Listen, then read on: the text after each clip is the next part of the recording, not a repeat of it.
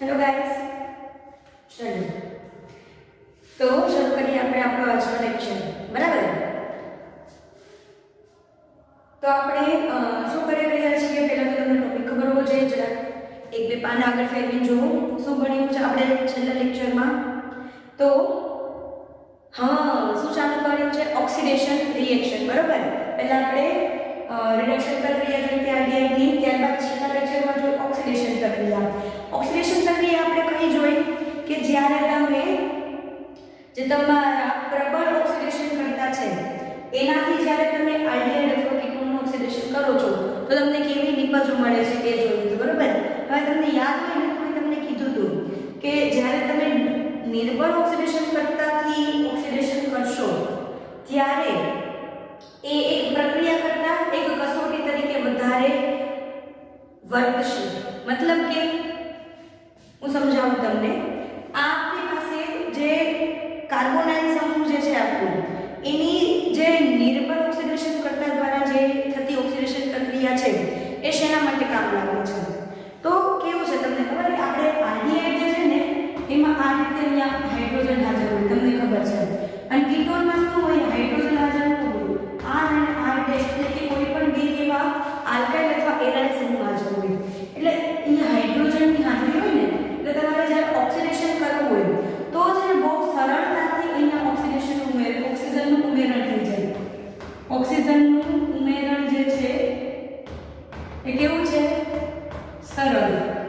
બરાબર? એટલે આલ્ડીહાઇડમાં હાઇડ્રોજનની હાજરીના લીધે ઓક્સિજનનું ઉમેરણ એકદમ સરળ છે. અને જ્યારે કીટોનની વાત કરીએ તો અહીંયા તો R છે. બરાબર? હવે અહીંયા કેવું હતું? વિદ્યુત ઋણતાનો તફાવત હતો, પણ અહીંયા કેવું છે? કાર્બનની બાજુમાં કાર્બન, અહીંયા હાઇડ્રોજન હાઇડ્રોજન હાઇડ્રોજન આવું છે. એટલે આના લીધે શું થાય છે કે અહીંયા વચ્ચે ઓક્સિજન કેવી નાખવું? આ બે હાઇડ્રોજનને માનો કે તમે કાઢો ને તમારે વચ્ચે અહીંયા કે ઓક્સિજન નાખીને OCH3 કરવું, આ અઘરું છે. આનું OH કરવું સરળ છે. એટલે અહીંયા ઓક્સિજનનું ઉમેરણ સરળ નથી. બરાબર? એટલે કેવું છે કે જ્યારે પ્રબળ ઓક્સિડેશન કરતા વાપર્યો તો પ્રબળ એટલે તેના બળ જાજુ હતું. બળ જાજુ હતું એટલે એને શું કર્યું કે આ બંધ તોડી અને એક ઓક્સિડેશન ઓક્સિડેશન બાજુ કર્યું. બરાબર? એને કર્યું. અને જ્યારે નિર્બળ ઓક્સિડેશન કરતા લઈશું ને તો આનું સરળતાથી થાય છે. એટલે નિર્બળ ઓક્સિડેશન કરતાથી આલ્ડીહાઇડનું તમારે ઓક્સિડેશન થઈ જશે. બરાબર? નિર્બળ ઓક્સિડેશન કરતાથી આનું થશે, પણ તમે જો નિર્બળ ઓક્સિડેશન કરતાથી આનું ઓક્સિડેશન કરવા જશો તો શું થશે? ઓક્સિજનનું ઉમેરણ થશે નહીં. નિર્બળ છે એમાં એટલું બળ જ નથી એટલે એને ઓક્સિજનને વચ્ચે નાખી નહીં શકે. બરાબર? આ બહુ જ સિમ્પલ ભાષામાં હું તમને કહું છું. બરાબર? એટલે અહીંયા ઓક્સિજનનું ઉમેરણ જ શક્ય નથી. એટલે શું થશે કે જ્યારે તમે નિર્બળ ઓક્સિડેશન કરતા લ્યો છો ને ત્યારે ખાલી આલ્ડીહાઇડનું જ ઓક્સિડેશન થાય છે, કીટોનનું ઓક્સિડેશન નથી થતું. હવે આ તમારે કસોટીમાં કઈ રીતે કામ આવે? તો તમારે તમને ખબર હશે, તમે 11મા 3માં પ્રેક્ટિકલ કર્યા હશે આપણે લેબમાં, કે તમને કોક છે ને એક અજાણ્યો તમને પદાર્થ આપ્યો હોય, અકાર્બનિક પદાર્થ. પહેલા તો તમે ભણ્યા હશો કે જેમાં માનો કે એકમાં કોપર હોય, કોપર આયન હોય, કોપર ધન આયન, અને માનો કે Cl ઋણ આયન હોય એટલે કે CuCl2 નું દ્રાવણ હોય. તો તમારે જો આ બે ઓળખવા હોય તો તમારે આગળ તમને ખબર હોય તો 5 સ્ટેપ છે. પહેલા સમૂહ 1 ની ચકાસણી કરો, પછી સમૂહ 2 ની ચકાસણી કરો, પછી સમૂહ 3 ની ચકાસણી કરો, પછી એમાં તમને એક સમૂહ મળી જાય તો અંદર એક ધાતુની ચકાસણી કરતા જાઓ. એમ કરીને તમને આ મળે છે ને. આવી જ ચકાસણી કરવાની એટલે કે અજાણ્યા પદાર્થની ઓળખ કરવાની કસોટી તમારે કાર્બનિક એટલે કે ઓર્ગેનિક પદાર્થોમાં આવશે. કાર્બનિક પદાર્થો નહીં આવશે. કેમ કે માનો કે તમને આપેલું છે CH3COOH, આને શું કહેવાય? ચલો COOH આપણે નથી ભણ્યા, CH3CHO ભણ્યા છે. આ શું છે? ઇથેનોલ છે અથવા એસીટોન, CH3COOH3. આ શું છે? એસીટોન. આ તમે ભણેલા છો. હવે તમને છે ને એક અજાણ્યો પદાર્થ આપ્યો છે તો તમને ખબર છે કે એસીટોન છે કે અથવા અહીંયા પ્રોપેનોલ હતો. બરાબર? તો એક આલ્ડીહાઇડ અને કીટોનને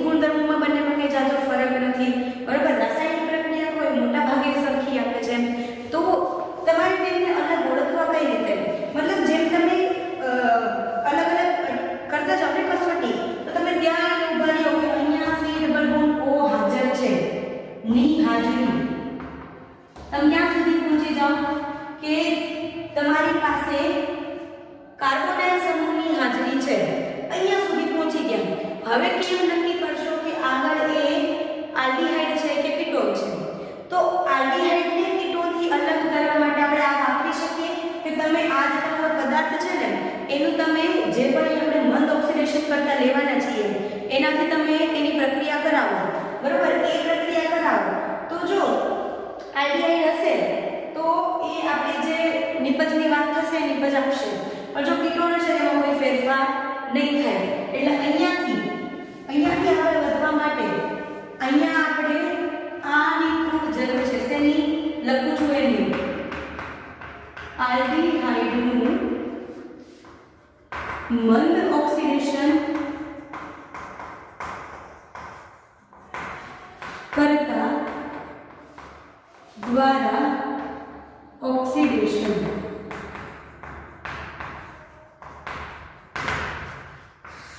અહીંયાથી આગળ છૂટું પાડવા માટે કે આલ્ડીહાઇડ છે કે કીટોન આની ખૂબ જ જરૂર છે. કોની?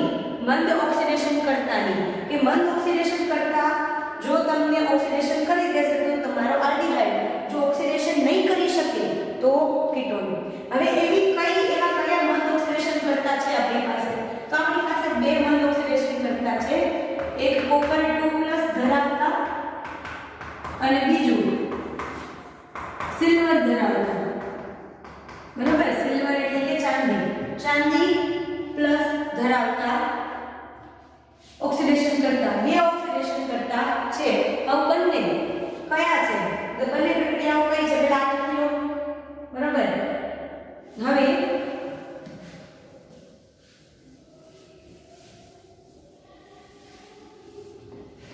કઈ આપણી પાસે નિર્બળ ઓક્સિડેશન થી થતી પ્રક્રિયાઓ છે? તો પહેલી પ્રક્રિયા છે ને એ છે ટોલેન્સ ની કસોટી. ટોલેન્સ એક વૈજ્ઞાનિકનું નામ છે. બરોબર, ટોલેન્સ ની કસોટી જે સિલ્વર પ્લસ ઉપર અહીંયા ઓક્સિડેશન કરતા તમારો સિલ્વર પ્લસ છે.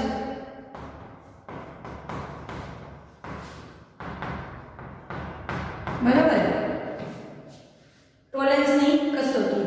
હવે ટોલેન્સની કસોટી માટે પહેલા તમારે જોવું પડશે કે એમાં જે આપણો સિલ્વર ધરાવતો ઓક્સિડેશન કરતા છે કયો છે.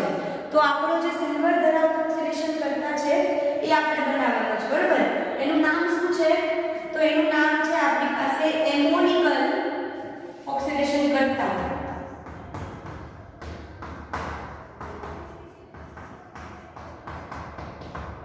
કયો છે? એમોનિકલ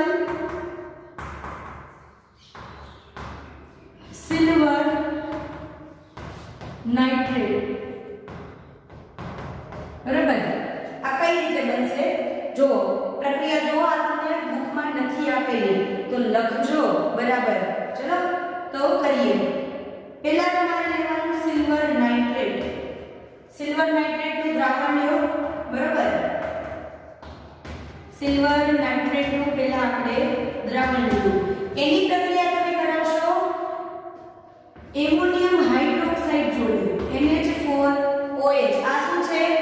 એક બેઝ છે. બરોબર, એમોનિયમ હાઇડ્રોક્સાઇડ. આ બંનેની પ્રક્રિયા કરાવો ને એટલે અહીંયા શું થશે? બે વાર ડબલ વિસ્થાપન થશે, દ્વિવિસ્થાપન. એટલે કે આનો જે ઋણાયન છે એ આની સાથે જોડાઈ જશે. આ ઋણાયન અહીંયા જતો રહેશે, આ ઋણાયન અહીંયા. બરોબર, આ તમે 10મા માં ભણેલા છો. બે વાર વિસ્થાપન થાય તો શું થાય? એટલે અહીંયા શું બનશે તમારી પાસે? તો AgOH બની જશે. બરોબર, વત્તા સાઈડમાં નીકળી જશે NH4NO3. આ સાઈડમાં નીકળી. હવે તમારી આ AgOH છે ને એની પ્રક્રિયા તમે કરાવશો 2 મોલ NH4OH સાથે ફરીથી.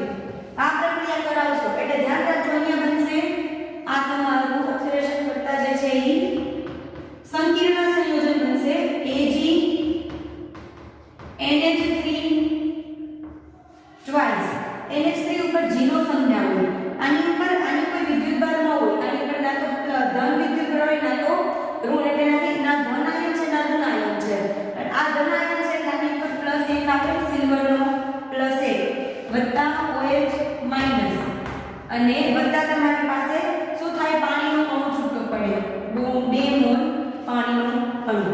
બરોબર, તો આ જે છે ને આ તમારું છે આ એમોનિકલ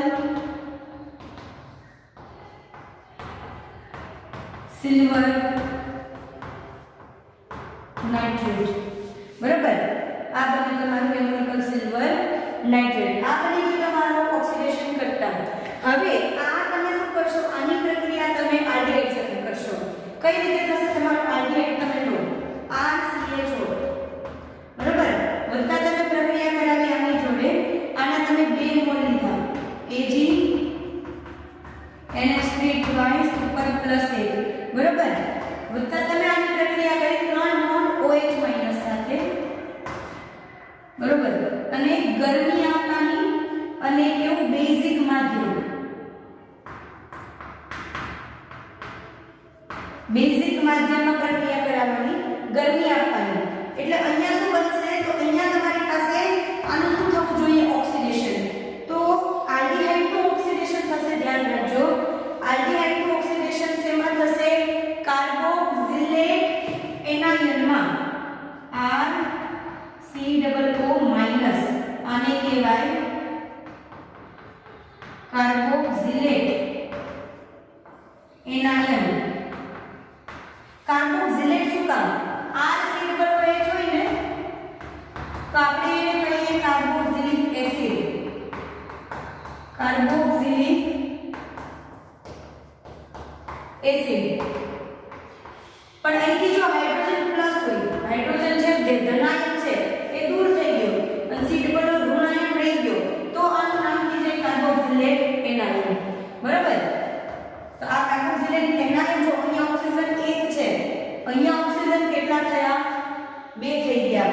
મતલબ કે તમારું જે આલ્ડિહાઇડ હતું ને એનું ઓક્સિડેશન શેમાં થયું, કાર્બોક્સિલેટ એનાયનમાં બરાબર. હવે જો આનું ઓક્સિડેશન થયું તો જે ઓક્સિડેશન કરતા છે એનું પોતાનું શું થવું જોઈએ, રિડક્શન. તો તમારું જે આ જે છે ને એમોનિકલ સિલ્વર નાઇટ્રેટ એનું રિડક્શન થશે, શેમાં થશે, તો સિલ્વર ધાતુમાં. અહીંયા આની 2 મોલ, અહીંયા આની ઉપર શું છે, ધન ભાર છે, પણ એના બદલે 0 થઈ ગયો અહીંયા, એટલે આ શું થયું કહેવાય, રિડક્શન બરાબર. તો તમારા સિલ્વર જે ધાતુ છે એનું શું થઈ ગયું, રિડક્શન, અને વત્તા પાણીના અણુ અંદર છૂટા પડશે, સોરી એમોનિયા અંદર છૂટું પડશે 4 મોલ. તો આ જે છે ને સિલ્વર, હવે તમે એક વસ્તુ સમજો, તમે છે ને ટેસ્ટ ટ્યુબ લીધી હતી, ટેસ્ટ ટ્યુબ લીધી હતી, એમાં તમે શું લીધું, તમારું આલ્ડિહાઇડ લીધું.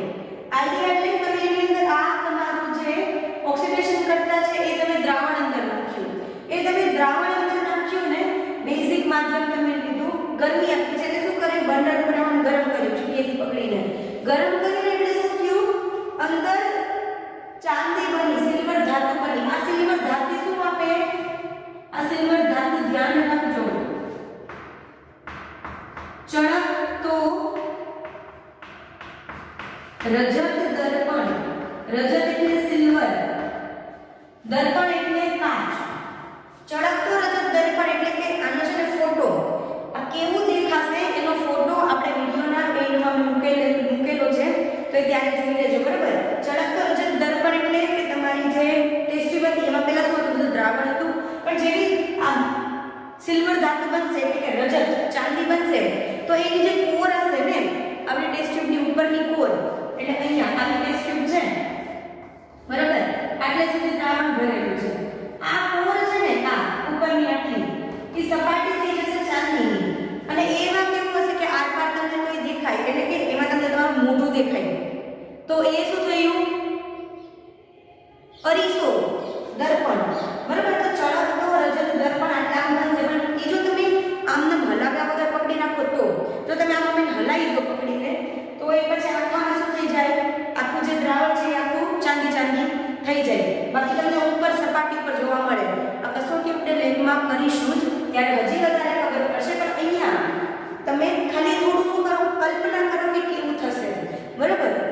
કરવાનું શું છે ફરીથી સમજી લો, તમારી પાસે કચરાનો પદાર્થ છે, આની વાત નથી, આ લખવાનું ત્યારે તમારે એટલું જ લખવાનું છે કે આલ્ડિહાઇડનું જે બંધ ઓક્સિડેશન કરતા દર ઓક્સિડેશન થાય તો કયા કયા છે, તો એક તો કોપર 2+ ધરાવતા અને એક સિલ્વર પ્લસ ધરાવતા બરાબર. એમાં પહેલી છે કોલેન્સની કસોટી, જે સિલ્વર પ્લસ ધરાવતી છે, એનું તમે બનાવ્યું તો ઓક્સિડેશન કરતા કયો છે, પછી એની પ્રક્રિયા તમે આલ્ડિહાઇડ હાથ કરી અને બતાવ્યું કે એનું ઓક્સિડેશન થાય છે કાર્બોક્સિલેટ એનાયનમાં,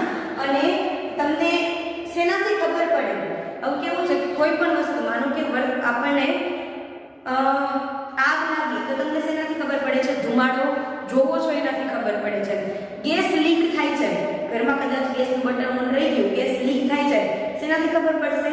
તમને સ્મેલ આવશે ગેસની, બરોબર? એટલે કે આપણી સાંભળવાની, જોવાની, સૂંઘવાની જે આપણી ઇન્દ્રિય છે ને, એના ઉપરથી આપણે ગમે એની ઓળખ કરી શકીએ. એની વગર તો કરી નથી એકવાના, બરોબર? શું ખાવ છો એ સ્વાદ આવશે તો ખબર પડશે, પછી કયું ફૂલ છે સુગંધ આવશે અથવા જોઈ શકશો તો ખબર પડશે.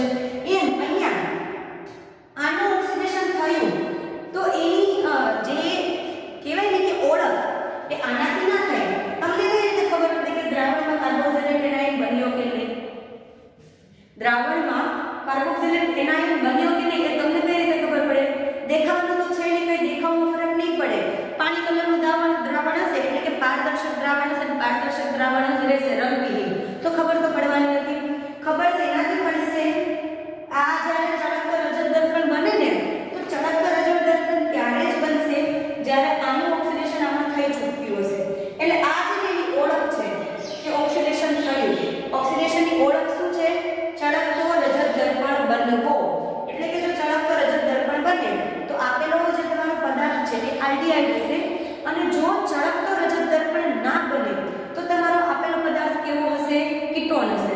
સમજાઈ ગયું? કારણ કીટોન આ પ્રક્રિયા નથી આવતી. મેં તમને પહેલા જ કીધું હતું કે એવું હોય ને તો બ્લેક પેનથી કે કોઈ પણ માર્કર પેનથી આમ હાઇલાઇટ કરી લખી દો મોટા મોટા અક્ષરોમાં, મંદ ઓક્સિડેશન કરતા દ્વારા કીટોનનું ઓક્સિડેશન નથી થતું જ્યારે આલ્ડીહાઇડનું થાય છે, બરાબર? અને આ આલ્ડીહાઇડનું થયું એની ઓળખ રજત દર્પણ. સમજાઈ ગયા કીટોનેસની કસોટી? બરાબર? ચલો લખી નાખો, પછી આની પછીની જોઈએ આપણે. પોઝ કરી નાખો, લખી નાખો.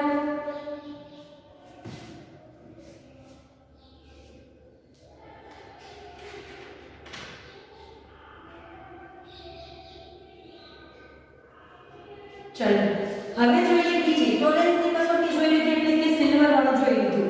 હવે જોવાનું છે આપણે કોપર વાળું. તો કોપર વપરાય છે જેમાં એ કસોટી કઈ છે એ જોઈએ. તો બીજો મંદ ઓક્સિડેશન કરતા આપણી પાસે છે કોપર ધરાવતો, બરાબર?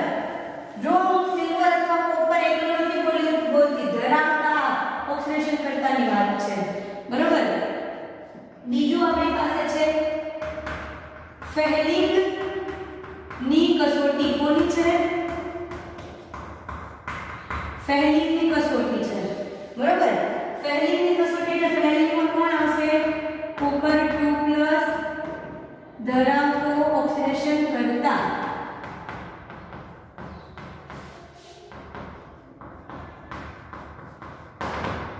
બરાબર. હવે આમાં તમારી પાસે બે દ્રાવણો છે, A અને B નામ આપ્યા છે. ફેહલિંગ A દ્રાવણ અને ફેહલિંગ B દ્રાવણ. જોઈએ કયા કયા છે, બરાબર? બે દ્રાવણ છે આ ફેહલિંગનું ઓક્સિડેશન કરતા બને.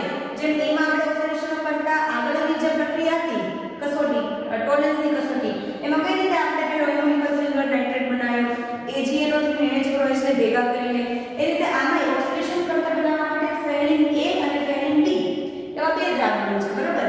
ફેહલિંગ A દ્રાવણ. હવે ફેહલિંગ A દ્રાવણ શેનું બનેલું છે? તો કોપર સલ્ફેટનું બનેલું છે. શેનું બનેલું છે? Copper sulphate. એટલે કે ખાલી અને ખાલી તમારો કોપર સલ્ફેટ છે ફેહલિંગ A દ્રાવણમાં. બીજું દ્રાવણ છે ફેહલિંગ B દ્રાવણ, બરાબર? ફેહલિંગ B દ્રાવણ છે ને એનું નામ જોજો, હજુ તમને કઈ રીતે બને કરાવું. એનું નામ છે સોડિયમ પોટેશિયમ ટાર્ટરેટ. સોડિયમ પોટેશિયમ ટાર્ટરેટ, બરાબર? હું તમને સમજાવવા કઈ રીતે બને. પહેલા તો એક તમારી પાસે એસિડ આવે છે, કાર્બોક્સિલિક એસિડ ધરાવતો એક કમ્પાઉન્ડ છે જેનું નામ છે ટાર્ટરિક એસિડ. એ કેવું દેખાય હું તમને કહું. C ડબલ બોન્ડ OH, અહીંયા COH, COH, C double bond OH. એટલે કે આ કેવું છે ખબર? C double bond OH, sorry, C double bond O, C double OH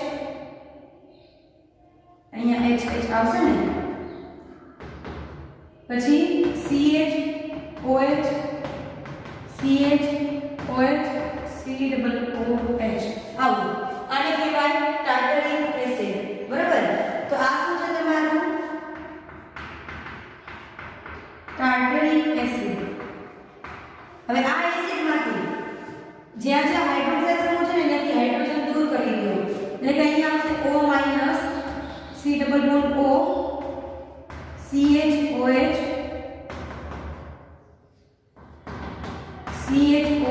આને છે ને બોન્ડથી જ બતાવવાનું બરાબર C ડબલ બોન્ડ O આને કહેવાય ટાર્ટરેટ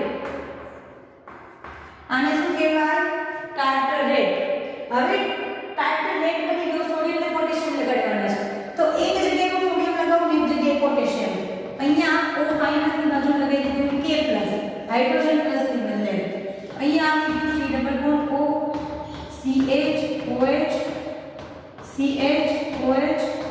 C double bond O minus Na plus તો આ બની ગયું તમારું સોડિયમ પોટેશિયમ ટાર્ટરેટ બરાબર આમાંથી આ બન્યું આમાંથી આ બન્યું લખવું હોય તો લખી શકો છો લખી જ લો લખવું હોય તો નહીં લખી જ લો કદાચ MCQ માં પૂછાઈ જાય તમને બંધારણ ટાર્ટરિક એસિડ નું બંધારણ પૂછાય અથવા ખાલી ટાર્ટરેટ નું પૂછાય અથવા સોડિયમ પોટેશિયમ ટાર્ટરેટ નું પૂછાય તો ત્રણેય બંધારણ લખી લો પછી હું ભૂસું છું કે મારે નીચે પ્રક્રિયા બતાવવી છે તો સોડિયમ પોટેશિયમ ટાર્ટરેટ બતાવતા આવડી ગયું અહીંયા હું લખું છું K plus O minus C double bond O CHOH C double bond O minus Na plus બરાબર ચલો આ પોઝ કરી લખી નાખ્યું છે તો ભૂસું છું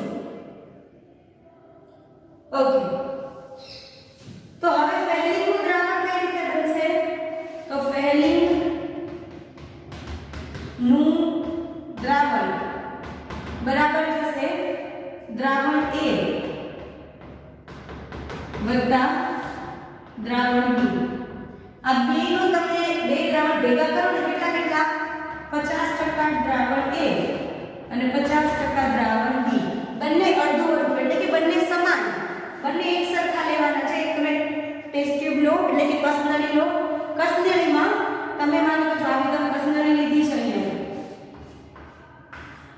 બરાબર બહુ સારી રીતે દોરી બચાવશે આટલું તમે A લીધું આટલું B લો પછી બે હલાવી નાખો પછી અંદર આલ્ડિહાઇડ નાખો શું નાખો આલ્ડિહાઇડ પછી એને ગરમ કરો અહીંથી ગરમી આપો ગરમ કરશો ને એટલે શું થશે આખું દ્રાવણ છે ને એ લાલાશ પડતા કથ્થઈ પીપીટી આપશે તમને શું આપશે લાલાશ પડતા કથ્થઈ અવક્ષેપ બરાબર આને આપણે પ્રક્રિયામાં લખીએ શું કરવાનું છે આલ્ડિહાઇડ લો RCHO ની પ્રક્રિયા કોપર 2+ ધરાવતા એટલે કે અહીંયા ફેલિન નું દ્રાવણ ની પ્રક્રિયા 5 મોલ OH- સાથે કરો અને આપવાની છે શું ગરમી ગરમ કરો એને તો શું થશે આનું ઓક્સિડેશન જેમ આગળ થતું હતું એમ જ RCOO- માં એટલે કે કાર્બોક્સિલેટ એનાયનમાં ઓક્સિડેશન થયું ઓક્સિજન વધી ગયો અને ઓક્સિડેશન થયું જ કહેવાય બરોબર હવે આનું શું થશે રિડક્શન બીજું અહીંયા બનશે તમારી પાસે ક્યુપ્રસ ઓક્સાઇડ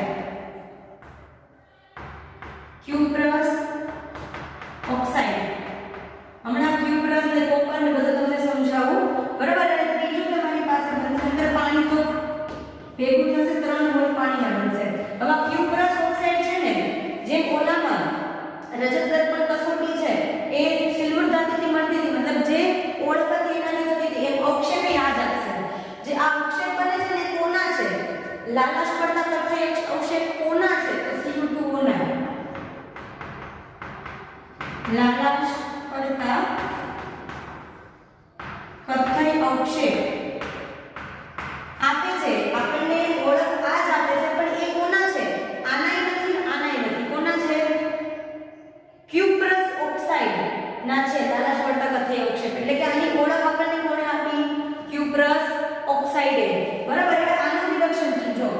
કોપરનું અહીંયા થયું રિડક્શન. કઈ રીતે?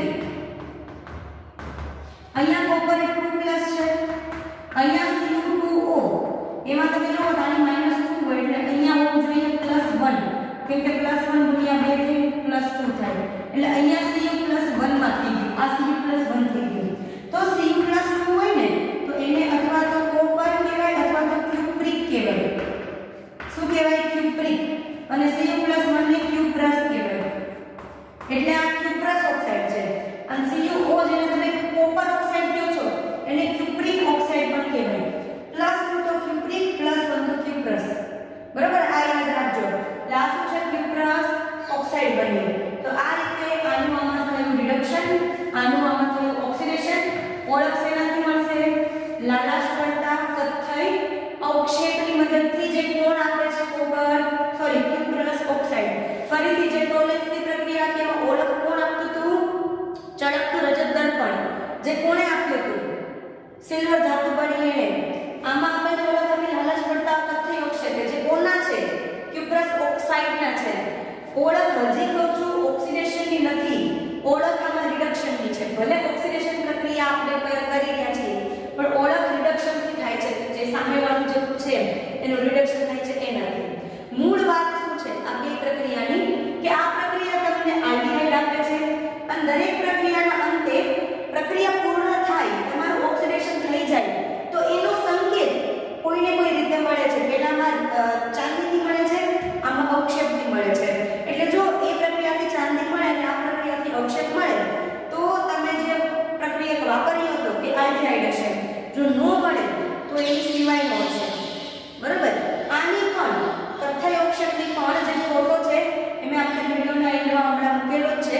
બરોબર? જોઈ લેજો કે અવક્ષેપ કેવા આવી શકે છે.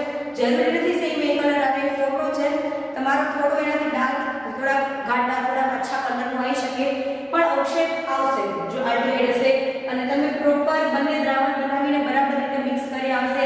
કેમ કે આમાં તમે પ્રક્રિયા કઈ રીતે કરો છો એના ઉપર એક જાય. તમને કે જેને રેસીપી આપી હોય એ તમને એવું કહે કે ભાઈ મંચુરિયન તો છે ને તમારું એ એકદમ મસ્ત લાલ કલરનું બનશે પણ આપણને તળતા ન આવડે તો ગોળીઓ કાળા કલરની થઈ જાય. તો એમાં બનાવવાવાળાનો વાંક નથી, બનાવવાનું કેવા વાળાનો વાંક નથી. કોનો વાંક નીકળે? બનાવવાવાળાનો. એટલે આ જ્યારે પ્રક્રિયાની વાતો કરીએ ને તો આ લાવવા માટે તમારે એમાં પોતાને સિસ્ટમથી કામ કરવું બહુ જરૂરી છે. એ જો કે લેબમાં આપણે શીખી લઈશું, જ્યારે લેબમાં પ્રેક્ટિકલ આવશે ત્યારે વાત કરીશું. પણ અત્યારે હોમવર્કમાં શું કરશો? તો ટોલેન્સની પ્રક્રિયા અને ફેરલિંગની કસોટી બંને જે રીતે મેં લખાવ્યું છે તમે એકવાર જોઈ જોઈને તે લખ્યું છે, બીજી વખત જોયા વગર લખવાનું છે. બંનેની ઓળખ ખાસ યાદ રાખજો અને જે એન્ડમાં ફોટોઝ મૂક્યા છે ને એ બરાબર રીતે જોઈ લેજો. બરાબર? ચલો બાકી મળીએ આપણે નેક્સ્ટ લેક્ચરમાં.